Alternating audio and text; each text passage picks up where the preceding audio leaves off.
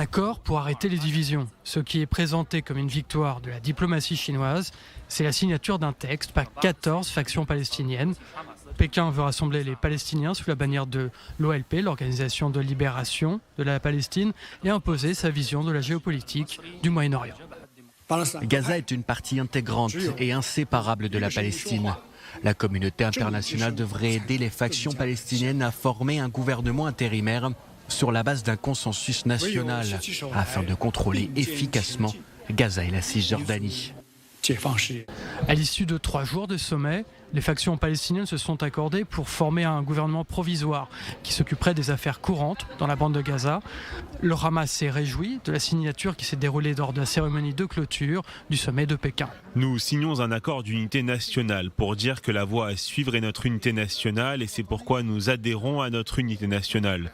Nous l'appelons de nos vœux et nous ne laisserons rien porter atteinte à cette unité nationale. La déclaration commune, publiée à l'issue des rencontres à Pékin, ne donne aucun détail sur la manière dont un nouveau gouvernement palestinien pourrait être formé.